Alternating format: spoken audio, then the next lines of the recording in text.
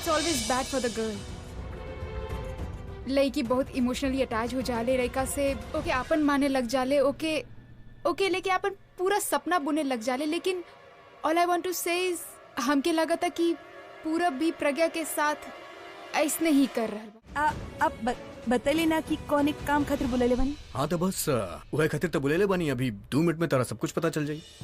शादी के डेट निकलवे बानी, इतना सस्पेंस काय करल बानी? अगर आपके शादी खातिर ना बा तो केकर शादी खातिर बाई मुहूर्त? रिलेशनशिप में ज्यादा रहे से रिलेशनशिप टूट जाला, तो ऐसे पहले कि रिलेशनशिप टूट जाए ओकरा शादी के डोर में बांध ले। और हम तो फिलहाल सिर्फ एंगेजमेंट के बात करता नहीं यार, बड़ लोग से सलाह मशवरा करके शादी की डेट तू लोग फिक्स कर लिया।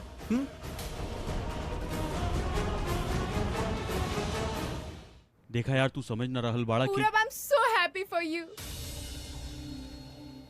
And congratulations. वैसे वो दिन तो हमके बहुत गुस्सा आइल रहल तारा पे, लेकिन आज हम तारा खातिर बहुत खुश बानी। और केहू और खातिर ना तो एटलीस्ट भाई खातिर यहाँ कर दे। देखा ना कितना बोल रहल बाड़े तारा करे खातिर। और वैसे भी आज न कल होके ही वाला बा, तो परसों काहे ना।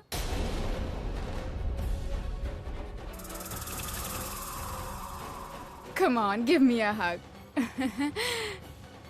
वो दिन वो अनाउंसमेंट करके तू सरप्राइज दे ले रहला, आज भाई अनाउंसमेंट करके तो के सरप्राइज दे देले।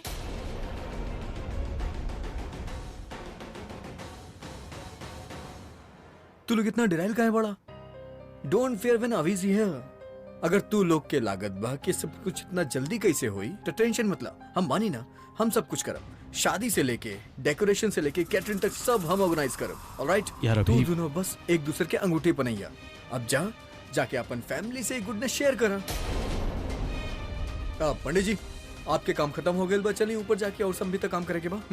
अवश्य। Hello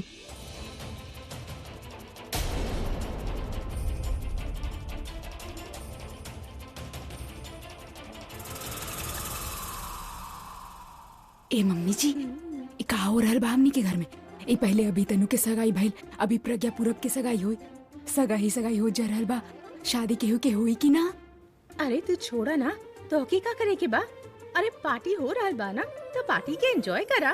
O Pragya, I am so happy for you. तो के आइडिया भी बा, तू कितना नसीब वाला बाड़ू, कितना नसीब वाला कि उनका प्यार मिलेला। और तहार तो अपन प्यार से शादी होके वाला बा। सच में प्रज्ञा, तू बहुत लकी बाड़ू। आई एम श्योर तोहर और पूरब के शादी हमार शादी से पहले हो जाए। कांग्रेचुलेशंस। अरे ऐसे काहे खड़ा बाड़ू? फोन करा, अपन मम्मी के गुड न्यूज दो, अपन दादी के गुड न्यूज दो। Come on, spread the word.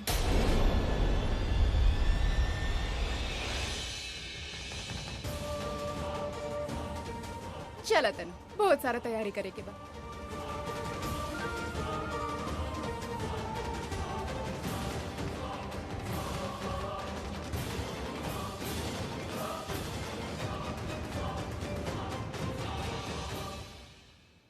Congratulations. Congratulations Deere, finally हमने अपन दुश्मन के उनका असली जगह दिखाए देनी तनु। वाह वाह वाह सुंदरी मुंदरी, कमाल ही कर देले तू दोनों। का प्लान बनवले बाड़ो? मतलब आलिया, अच्छा भइल कि तू हमके पहले से सब कुछ ना बतवलू। वहाँ जे धीरे धीरे सस्पेंस बढ़त रहल न, का बोली, हमके तब मजा ही आ गई लाइफ के। नीचे ले लेनी मजा। हाँ तब यहाँ का है बानी? अब ई जाने खातिर कि ई सब कुछ तू कैलू कैसे? आपके जाने के बाद हम कैसे कहनी बाना? ऐसे आप आयल बानी हमनी के परेशान करे खातिर, बिना माने तो जाइब ना। हमनी दोनों बहुत थक गए बानी, तो हमनी के को काम करो। हमनी खातिर जूस लेके आई। जूस? अब जाने के बाद तो जूस उता ऐसे अभी लेके आ बतानी।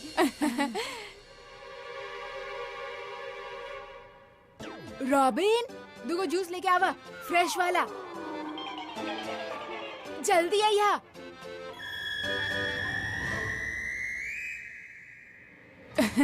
अभी लेके आ रहे बा। आप पैसे ना मानब ना? ओके फाइन, बोला ना। सुना, हाँ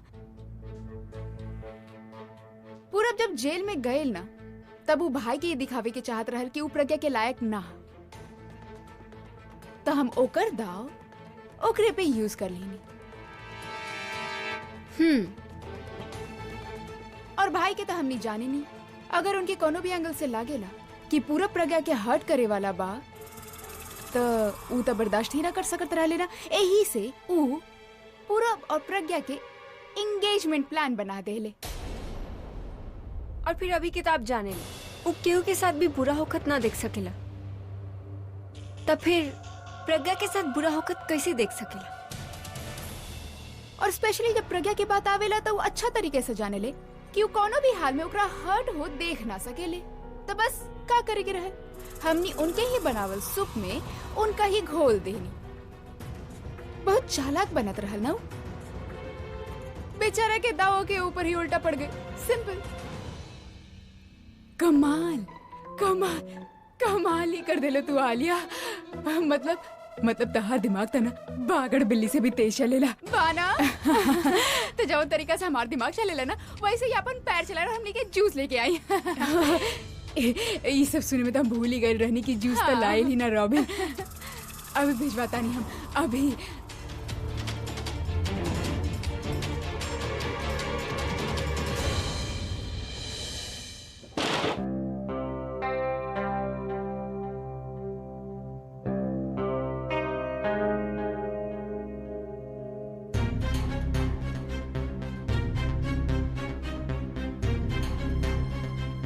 अरे आप दोनों चुप काहे बैठल बानी? बात तो करी। का बात करी, का बोली, का कही, सब कुछ तो बोल दी नी। जब हम आपसे कहेले बानी कि हम कुछ ना होके देब, हम कोनो ना कोनो सॉल्यूशन निकाल ले, डोंट वरी। का ना होके देब तू? जी होके के रहलू तो हो चुकल ना। पूरा वो सबके सामने अनाउंसमेंट कर ले बाड़ कि वो हमनी के शादी करावे चाहे ले। तो कि कुछ समझ में आ रहल बा का? अब कोनो रास्ता ना इस सब से बचे के। अब बस एक ही रास्ता बा, हमनी के ही नाटक है अभी यही वक्त खत्म करे के होगी। अब ना कोनो नाटक होगी ना चाल, ना हमनी कुछ कर ना पूरब हमनी यही वक्त उनका से जाके सब सच बता दे, कह दे कि हमनी के बीच ऐसा कोनो रिश्ता ही ना, हमनी नाटक करत रहनी। देखा पूरब ज्यादा से ज्यादा का होगी, वो नाराज हुई है ना। तू बातें सुनिए तो सुन ले हल जाई। हमके वो सब मंजूर है लेकिन हम इस सब होत ना देख सके। देखल तो दूर हम होके ही ना दे। तू चल हमरा साथ। ना तू कहीं ना जाइबू और कुछ भी ना करबू। दादी आप ये का बोल रहल बानी? हम कर रहल बानी ना, हम उनका नाराजगी सहकाते तैयार बानी, लेकिन हम ई ना होके देख सकेनी। तू समझेलू का है ना? तू कुछ ना करबू, कहीं ना जाइबू, तो हर एगो सच सब कुछ खत्म कर सकेला। अरे एगो सच बताई ना तो बहुत सारा सच बतावे के पड़ी। का कहब कि तू पूरब के पत्नी काहे ना बन सकेलू? काहे कि तू अभी के पत्नी बाड़ू, है ना? ओकरा खातिर एगो सच ओकर जान के जोखम बन सकेला। अरे अभी ओकर याददाश्त वापस ना आइल बा तो समझत काहे ना बाड़ू? तो हम का करी दादी?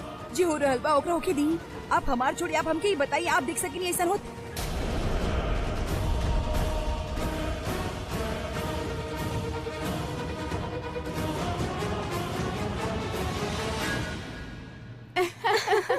तो दादी के चेहरा देख लू कैसे बोले तो रही ना, अभी ये ना हो सकेला। क्यों? दादी के चेहरा तो ऐसे बने के ही रहे, पर हम तब प्रज्ञा के चेहरा देखत रहनी कैसे सफेद पड़ गई रहे। ओकर रिएक्शन, ओ माय गॉड, ऐसे लगत रहे जैसे अब रो पड़ी। रोए के अलावा ओकरा पास कोनो ऑप्शन भी ना है स्वीट। वो रोइबे करी ना। वैसे हम फिर भी दुखी बानी। काहे? हमके एक और इंसान के रिएक्शन देखे के रहे। केकर? प्रज्ञा के मॉम के। हम जब भी कोनो ड्रामा करीले, जब वो में मेलो ड्रामा ना होना तब मजा ना आवेला। आई विश भी वहाँ पे होती। कोनो भी विश सोच समझ के मांगल कर स्वीट। कभी कभी विश पूरा भी हो जाला, और अगर वो यहाँ पे आ गई होत ना तो तहरा के थप्पड़ भी पड़ सकेला। थप्पड़ तो उनके पड़ी जब उनके ही न्यूज पता चली। आलिया चलन एगो काम करल जा, सरलांडी के फोन कर उनके ही न्यूज बतावा। डोंट बी मीन तनु। आलिया धक्का मार के हमने के घर से बाहर निकाले रहनी। अब हम ही देखे चाहता नहीं ई न्यूज देखला के बाद वो प्रज्ञा के कैसे धक्का मार के बाहर निकाले था। आलिया प्लीज प्लीज उनके फोन कराना, उनके न्यूज बताओ प्लीज।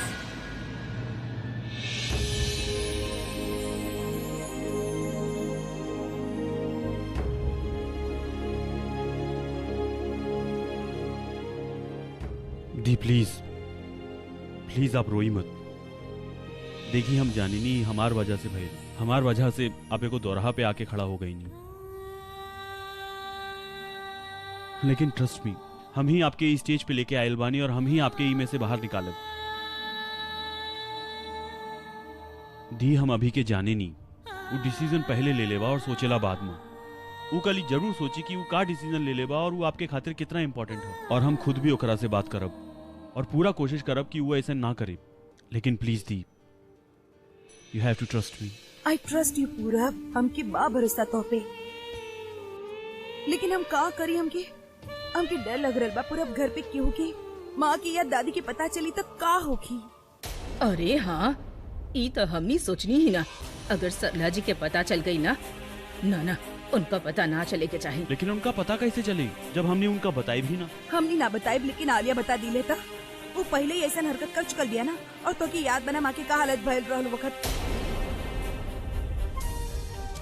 ई बार फिर वो कुछ ऐसा कर दिलस, पता ना माँ कैसे रिएक्ट करी, का करी। हाँ पूरब, ऊ तो छोट छोट बात पे टेंशन ले लेवेली, और इतना बड़ बात के पता चली ना तब पता ना का हो जाए। अरे आप दोनों हमार बात पे विश्वास काहे ना कर रहल बानी? हम बोल तो रहल बानी कि कुछ ना होके देव हम। प्रज्ञा, हमनी के पूरब के बात मान लेवे के चाहिए। तू कुछ मत बोला, कुछ मत सोचा और कुछ मत करा। पूरब के बात मान ला, जे कहता सुन ला। हमनी पास और कौनो चारा ना है। और अगर आलिया माँ के सब कुछ बता दिले तो?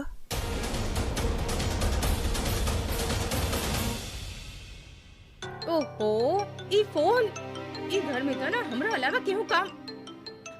हेलो, हेलो हाय आंटी जी, आलिया बोल रहल बानी। तो कि हम पिछले बार मना के ले रहनी ना, यहाँ फोन मत करिया। तो काहे फोन कइले तू? मार खाए के हा? अरे आंटी जी, फोन तो मजबूरी में करे के पड़ल ना, तो दिल तक कइला कि आके गला लगा के आपकी गुड न्यूज दी। काहे?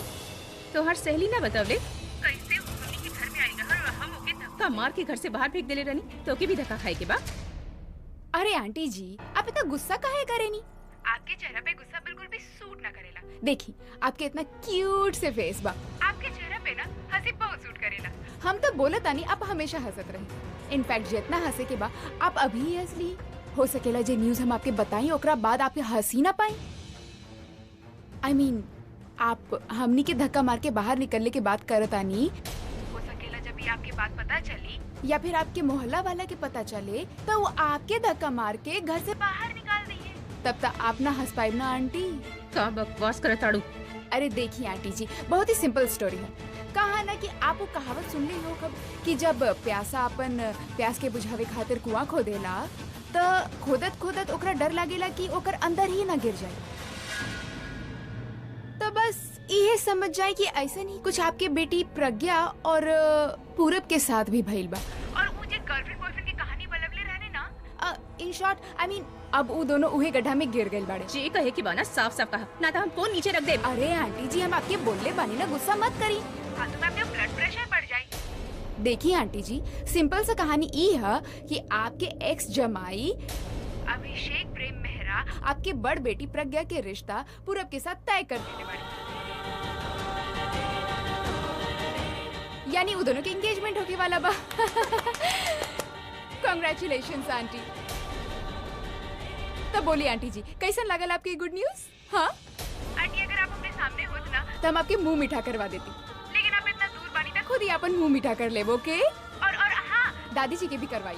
वैसे आंटी मन में एगो कंफ्यूजन रहल, कुछ डाउट रहल तो सोचनी आपसे क्लियर कर ली। आप बड़ बानी, रिश्ता के बेटर समझ है, हम भी छोट बानी तो ये सब के तमीज ही ना है और ना ही कोनो आइडिया है तो हमार क्वेश्चन ई रहल कि पूरा सिनेरियो में देखिए आपके एक्स दामाद अभी आपके बड़ बेटी के रिश्ता आपके छोट बेटी के हस्बैंड यानी कि छोट दामाद के साथ फिक्स कर देले बाड़े। तो आंटी हमार सवाल ई है कि अब बड़ दामाद के होगी? आई मीन देखा जाए तो अभी रिश्ता से पूरब हो गई बड़ दामाद, लेकिन आप तो भाई के बड़ दामाद माने नी। अब दू बड़ दामाद कैसे हुई है? दुनिया वाला का बोली है? सोसाइटी वालन के आप का कहब? आई मीन हमके तो कंफ्यूजन हो रहल बा। वैसे आंटी हम काहे अपन दिमाग खराब करी? आपके हेडेक आप जानी, आप सॉर्ट आउट कर ले। हमके तो बस झटका आई मीन गुड न्यूज देवे के रहल, अब हम दे देनी। हाँ आंटी, प्लीज अपन मुंह मीठा जरूर करा ले। फोन रखा तानी, बाय।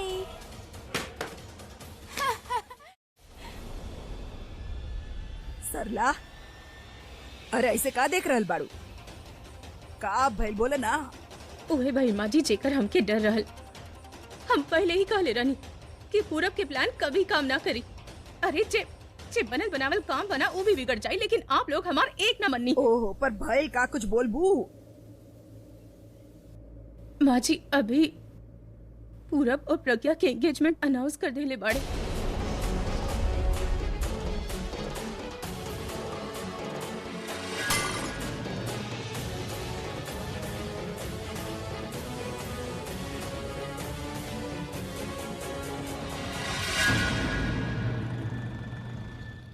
मीटिंग तो बहुत ही अच्छा रहे। वो लोग बहुत इंटरेस्टेड लागत रहे इन्वेस्ट करे खातिर ना। पता ना अब का हुई, कैसे रुकब की आवे वाला मुसीबत के।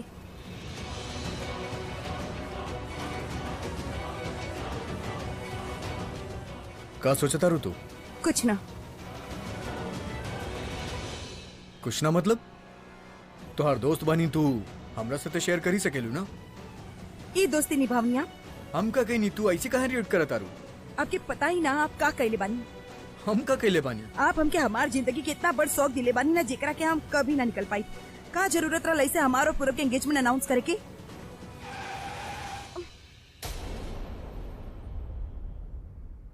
अब आई मजा जब प्रज्ञा अपन घर जाई। घर जाई भी या ना, हमके तो लगा था जी भइल बा ना, ओकरा बात तो केहू के मुंह दिखावे के लायक ना रहे। I think you are right. Okay कहीं जाके चुल्लू भर पानी में डूब मरे के चाहिए, इनफैक्ट मर ही जाए के चाहिए। काहे कि पूरब से तो एंगेजमेंट कर ही सौखी ना। तो देवेले ना Correct. हमेशा। एंगेजमेंट कैले भी तो ओकर शक्ल देखे वाला रही, और अगर ना कैलक तो अभी का होगी। वैसे आलिया, सरला आंटी के ना शक्ल देखे लायक होगी जब वो डंडा लेके प्रज्ञा के वेट कर रहा होगी। पर वेट तो तब करिए ना जब आई मीन भाई और प्रज्ञा तो ना बाड़े हुआ। वो कहाँ गई? तनु भाई के एगो मीटिंग रहल इन्वेस्टर के साथ, तो वो ओकरा साथ में लेके गए रहले। वो सोचला कि ओकरा वापस घर छोड़ दी है। प्रज्ञा अभी के साथ बा? कहीं अभी के ब्रेन वॉश? हम तोहरा लाइफ के सबसे बड़ सरप्राइज दिले बानी और तू ओकरा के शौक बोला तारू। शौक ही तो देवेली आप हमेशा। अभी गाड़ी रोक के भी तो शौक ही दिए आप, और तब एंगेजमेंट अनाउंस करके शौक दिली। आपके रॉक स्टार ना शौक स्टार होवे के चाहिए। कैसन बाड़ू ना तू फुग्गी। एक तो हम ये सब तोहरा खातिर कैले बनी और तू उल्टा उल्टा हम के बोला तारू। हम दोस्ती निभावता नहीं और तू हमरा साथे दुश्मनी निभावता तारू।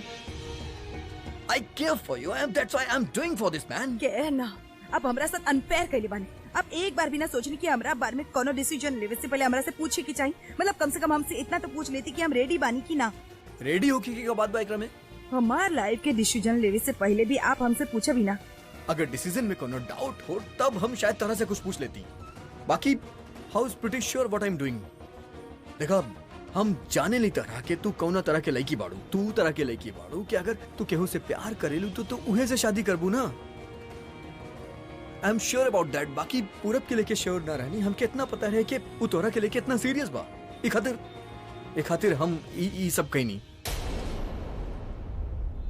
एक्चुअली परसों जोन भइल ओकरा बाद हम तनी हिल गइल रहनी। हमके समझ में ना आवत रहे कि पूरब के माइंड में चलत का बा। अगर पूरब तोरा के धोखा दे दी तब तू तो पूरा तरह से टूट जाइबू। ई खातिर तो हम ही सब कुछ कहनी ताकि पूरब लाइफ लॉन्ग तोरा के लेके कमिटेड हो जाए। ई तरीका ओकरे सुधारे के अब ओकरा समझा सकत रहनी, बात कर सकत रहनी। अब एक बार भी सोचनी कि अगर उस शादी के बाद भी ऐसा कैले तो उ कोनो बच्चा बाका जो हमरा समझावे से उ समझ जाई। अब शादी के बाद अगर वो ऐसा कैलस ना तो हम ओकरा मार के ओकर भरता बना दे। पता ना ओकरा मारब या हमके कोनो पनिशमेंट दे। अरे कोनो पनिशमेंट ना होगी, ना तोहरा के ना तोहर फैमिली के। ई सब कुछ हम सोच के कैले बानी ताकि तोहरा और तोहर फैमिली के कोनो तकलीफ ना होके। हम ना देख सकेले ना तोहरा रोवत। हमके अच्छा ना लागेला।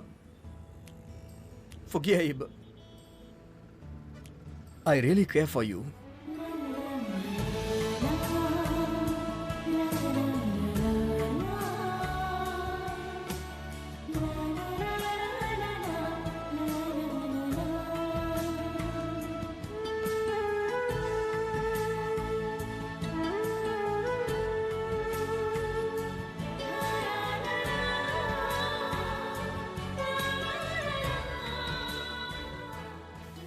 हमरा से कितना प्यार करेली, हमरा साथ कुछ बुरा ना होखे यही से ही सब करल बाड़े। हमार कितना फिक्र है इनका। दामाद के आवे के गुड न्यूज थी। इमेजिन दिस इज ब्रिलियंट यार, कितना मजा आई में तो ई तो हुए बात हो जाई ना। आई मीन लाइक बॉम्ब लगावे के देर है ओकरा बाद हादसा तो कोनो कोनो ना होगी ही ना। You know what, wait a second.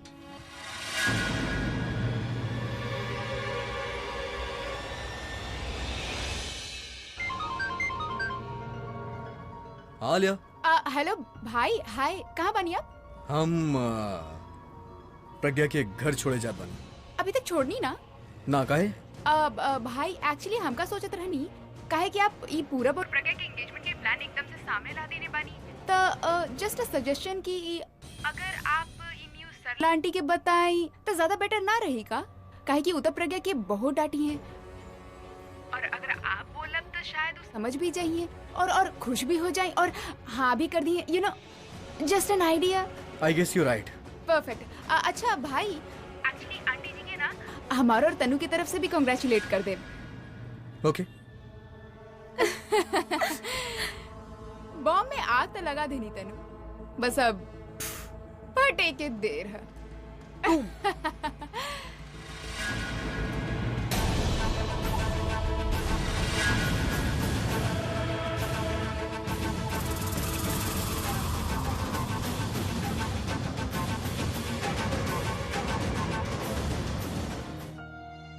चलो तानी,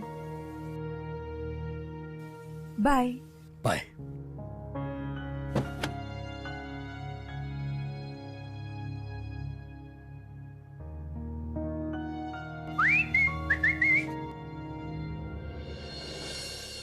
कहाँ जा रहल बानी? तेरा साथे ऊपर ना, अपना जा रहल बानी। अरे इतना बर्बाद बोले जात बड़ो, अकेले कैसे बोलबू? और पता ना लोग कैसे रिएक्ट करिए। हम रह तो हम लोग के अच्छे से समझा पाई। अरे ना ना, आप मत जाइए, हम संभाल ले।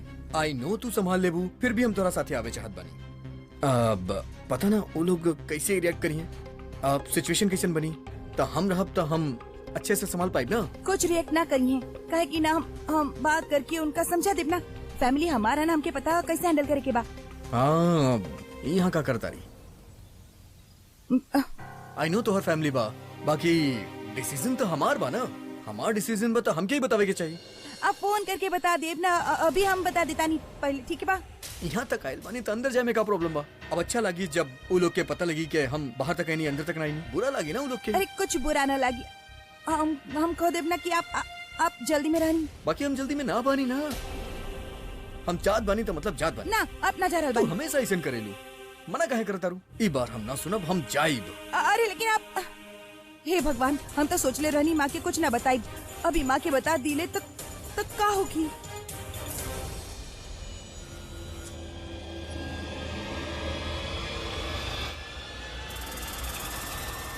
तू प्रज्ञा दी और अभी के अलग करे चाहेलू ना? तनु के शादी अभी से करावे चाहेलू ना? ओह, तो के याद है? याद है, ऐसे तो होके चैलेंज भी कही ले रहनी, लेकिन तू इस सब में सरला माँ के काहे लेके आवता रू? उनका काहे परेशान कर रहल बाड़ू? का बिगाड़ ले बाड़ी उधार? हम तो कुछ भी ना गई नहीं। Don't act smart with me, ओके? हम अच्छी तरह से जाने नहीं तू प्रज्ञा दी के घर अभी के जानबूझ के भेज ले बाड़ू ताकि वो सरला माँ के सब कुछ बता देवे, तो होके उनकर उम्र पे तरस ना आवेला। ये जान के भी कि वो हार्ट पेशेंट बाड़ी, काहे बार बार उनका शॉकिंग न्यूज देवत रहेलू? तोहार सीना में दिल बा भी या ना? दिल रहल जे हम तोहके देले रहनी पूरा, लेकिन तू बिना सोचे समझे ओकरा तोड़ देला, टुकड़ा टुकड़ा कर देला हमारे दिल के।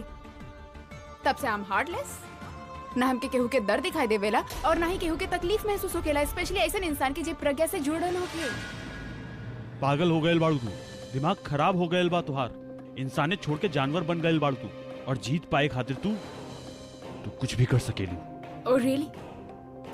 तो के ना लगेला कि तू बिना सोचे समझे बोल रहल बाड़ा? हमार छोड़ा आपन बात करा। ओ दिन पब में कोनो लड़की के छेड़ला हम सुनी तो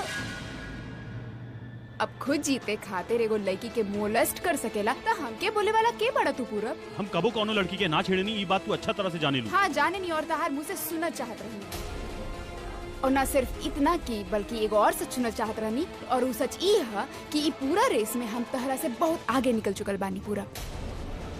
ये रेस अभी खत्म ना भइल बा, लेकिन बहुत ही जल्द खत्म भी हो जाए और अंजाम होगी हमार जीत। परसों तक बचल खुचल कसर भी पूरा हो जाए। खरगोश और कछुआ के रेस में खरगोश भी यह सोचत रहे। तू मनावा अपन छोटी सी जीत के जश्न, हम पूरा तरह से जीते के बाद ही जश्न मनाई। फिलहाल तो के अपन एंगेजमेंट के जश्न मनावे के चाहे ना स्वीट हार्ट। ओकरा खातिर अभी पूरा 1 दिन बाकी बा। 1 दिन में का करब? I mean like just look at this. तू यहाँ पे खड़ा होके हमनी से बहस कर रहल बड़ा, वहाँ पर भाई शायद अब तक तहार सरला माँ के वो न्यूज बता भी चुकल होके, और वो न्यूज सुन के अगर उनकर तबीयत कुछ हो गई अगर उनके कुछ भइल तो देखिए हम तुम्हारा साथ का करब। With pleasure sweet heart.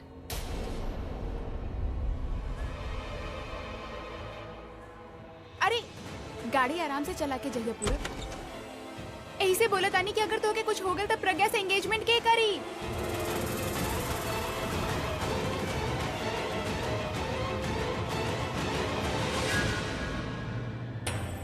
ये लेखी के तो हम समझ ही ना पावेली। बड़ हो गई बिया ना, यही से माँ की कौनो बात एकर ठीक न लागेला। कितना समझौले रहनी हम प्रज्ञा के कि पूरब जे भी कर रहल बाड़ा ना, ई प्लान ई बिल्कुल गलत बा, काम ना आई, बात भी बिगड़ जाए, लेकिन ना हमार एक ना सुन ले। आवे दे एकरा। और माँ जी आपके भी तो लागत रहल ना कि ई सब बिल्कुल ठीक है। अब बोली अब कैसे रोके के ई सगाई? ओहो सरला का बात करताड़ू, हम कब ओकर हमें हाँ मिलबनी।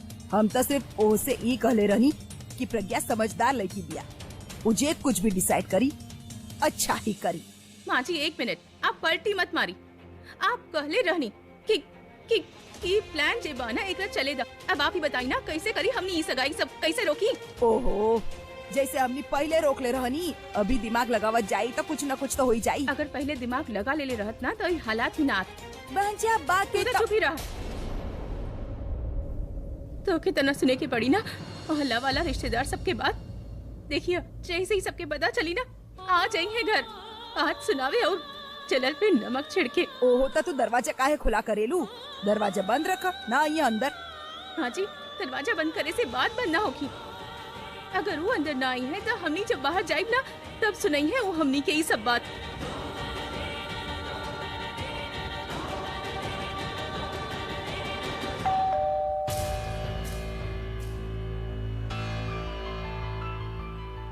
लागता वो आ गई। हाँ माँ जी हम आपके पहले ही बता रहे बानी, हमके ओकरा से बात करे दे। आज बीच में मत बोला वरना आपकी और हमारी लड़ाई हो जाए। अंदर तो आवे दो ओकरा। हाँ और आवती शुरू मत हो जाए ओकरा पहले। तू चुप करा। आवत ही मत बोली है। पानी पीला चाय पीला थक के आइल बाड़ू। एक बार हमके बात करे दिया ओकर बाद अपन चाय पानी देत रही है, वरना आज तक प्रज्ञा के खैर ना, सरला के गुस्सा से ओकरा क्यों ना बचा सकेला। नमस्ते आंटी जी।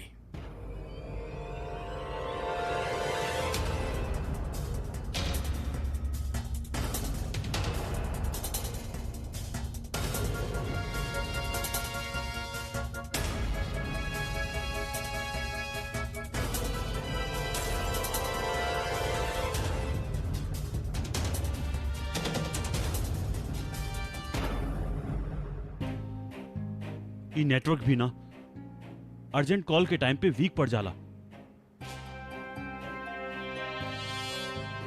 अभी फोन ना लग रहल बा। अरे तो ऐसे गोल गोल घूमे से नेटवर्क मिल जाई। और तू ये तो बतावा कैसन अर्जेंट बात करे के बाद हो के अभी से?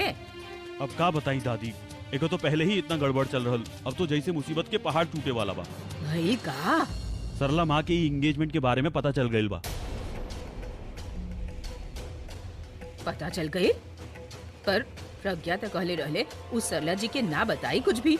अरे दी तो अभी घर भी ना पहुंचल हुई है, लेकिन वो आलिया उनका फोन करके सब बता दिले बिया, और ऊपर से अभी के भी कहले बिया कि जाके उनका पर्सनली इनवाइट करे।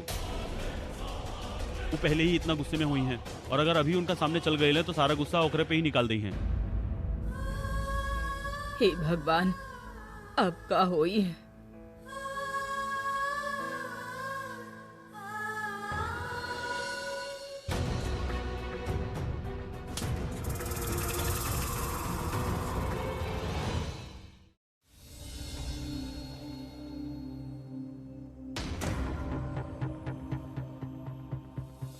हमके लागल रहल हमार बात सुने के बाद माँ गुस्सा हुई है, लेकिन ये तो पहले से ही कोनो बात पे नाराज बाड़ी।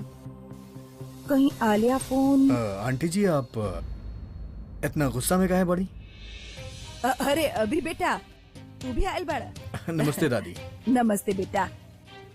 गुस्सा में ना बेटा, गुस्सा में ना बिया।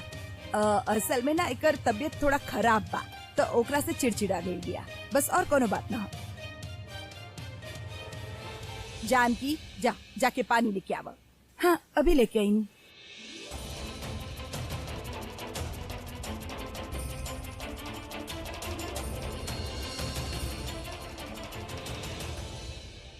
हम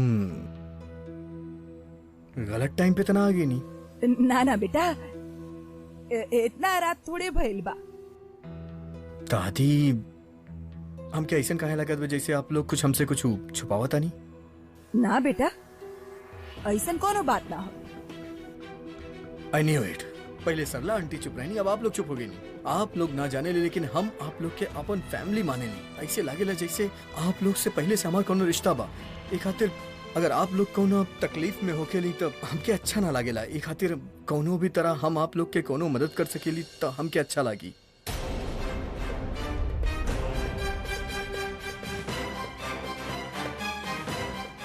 ना बेटा, ऐसन कोनो बात ना हो। बात है और बहुत ही टेंशन वाला बात है।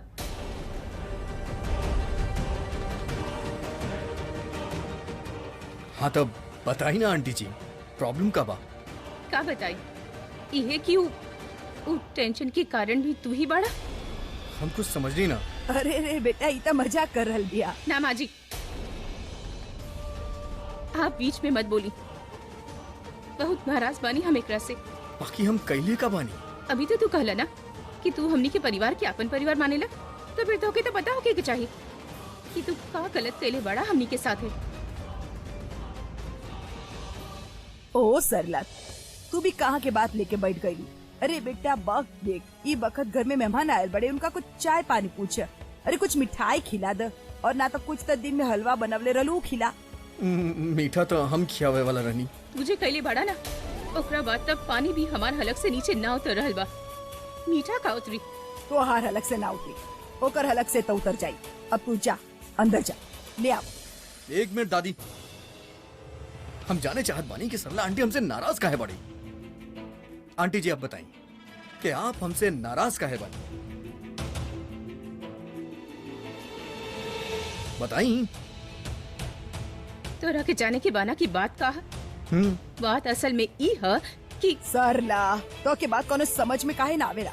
हमार कोनो बात सुने खातिर तैयार ना बाड़ू। अरे हमका खाली नाम के बड़ बानी। अब एकर बात तू एक लफ्ज ना बोल। चुप, तो क्या हमार कसम। जा, जाके हलवा लेके आवा।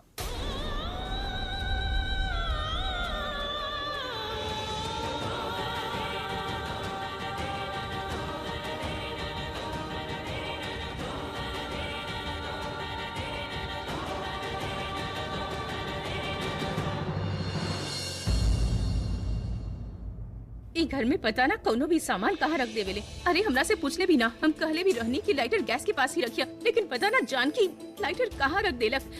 माँ इंडक्शन बा। पैसे भी घर में नया चीज कब आवेला हमके तो पता ही न चलेला ना। हमसे बिना पूछे सब कुछ ले आवेले और बतावेले भी ना। माँ अब हमरे से बात काहे ना करल बानी? हम का कर दी? हमके पता भी ना रहल कि सब के वाला है। वो ऐसे ही जाके सबके सामने हमनी के एंगेजमेंट के अनाउंसमेंट कर दिले। ना पूरब से कुछ पूछ ली, ना हमरा से कोनो बात हमसे कइले। बिना पूछे सब कुछ ले आवेले और बतावेले भी ना। उच्चे कुछ भी बोले होके, लेकिन गलती हमनी कैले बानी। तू भी मना कर सकत रहलू ना ई सब खातिर। हम तोरा से कहले रहनी कि पूरब के ई प्लान बिल्कुल गलत बा। जे कुछ भी बनल बनावल चीज बना वो भी बिगड़ जाई, लेकिन तू हम कहले रहनी ना। हाँ कहले रहनी। फिर तू काहे हमार बात ना मान लू? माँ सब गलत हो गई ना। अरे पूरब के जेल हो गई और अब तू दोनों की सगाई करे चाहेला अभी।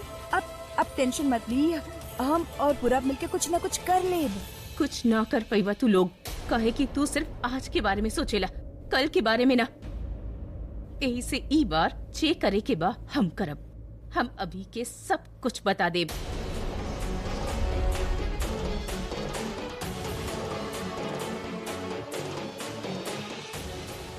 माँ प्लीज ऐसा करे की जरूरत ही ना है।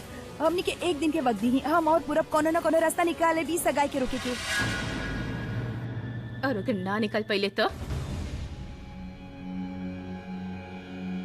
का करबू? सगाई कर लेबू पूरब से?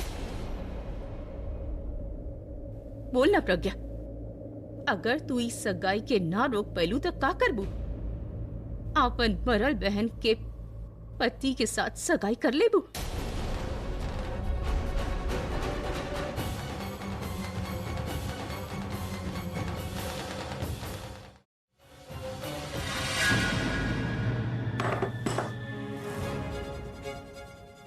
ना कर पेबू ना, काहे कि तू इतना नीचे गिर ही ना सकेलू जितना नीचा आलिया और तनु गिर सकेले। तो फिर काहे कर रहल बाड़ू ये सब? काहे अपन रिश्ता के नीचे गिरा रहल बाड़ू पूरब के साथ? कुछ भी कहा, आलिया पहला बार ये बात तो सही कहला। कहा कही लोग कि हमार बेटी के दूधू पति बाड़े और ये घर के दूधू दामाद। मतलब ये सब कुछ आपके आलिया बतावले ना? माँ आप काहे ना समझ रहल बानी, सारा आलिया के ही खेल है। एगो तो आधा काम होकर पहले से ही हो गल जब ये अनाउंसमेंट कर देले एंगेजमेंट, और आधा काम हो गई वो आपकी बात कर लेलक एकरा से पहले कि हम आपसे बात कर सकी। और अब गुस्सा में आके उनका सब सच बतावे जा रहल बानी। वो जे चाहले वो मत करी ना आप। तो तू ही बतावा ना का करी हम? कैसे रोकी तोहार और पूरब की सगाई? हम कहाँ कहनी कि हम सगाई कर ले। अगर तू सही कैले होत ना तो अभी नौबत ही ना आत। माँ आप अगर ऐसा करब तो आप आलिया के साथ दे रहल बानी। हम केहू के साथ ना दे रहल बानी प्रज्ञा, हम सिर्फ अपन बेटी के साथ दे रहल बानी। हम ना चाहेनी कि हमार मरल बेटी की आत्मा के ठेस पहुँचे और हमार ई बेटी के इज्जत के। यही से हम सोच ले बानी कि हम अभी के सब सच सच बता के रह। हटा। माँ आप एक बार हमारी बात सुन लेती तो।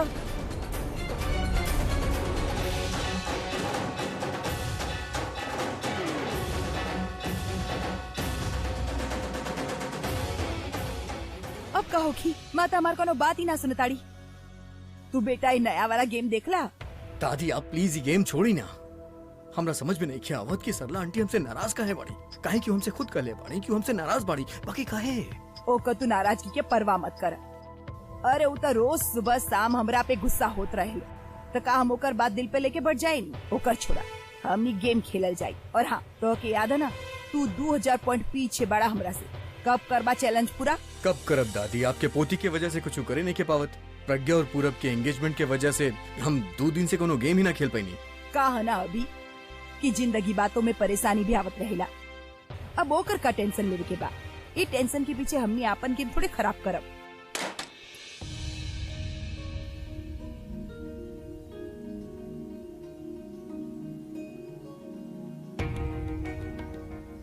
अभी तू चख के देखा, ये गाजर के हलवा बहुत ही अच्छा है।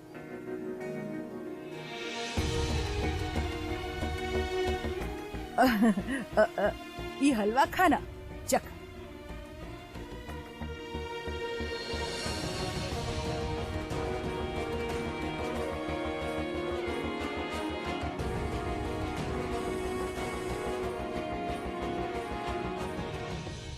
बताई ना आंटी जी, आप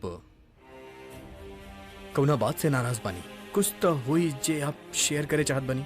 अभी अगर गुस्सा छोड़े ना बेटा, तू हलवा चखना। दादी प्लीज आप टॉपिक चेंज मत करी। ई प्रज्ञा हमार दोस्त बिया, तो ओकर फैमिली हमरा वजह से अपसेट बा, ई हम देख ना सकेली दादी। हम जाने चाहत बानी के आखिर हम कैले का बानी।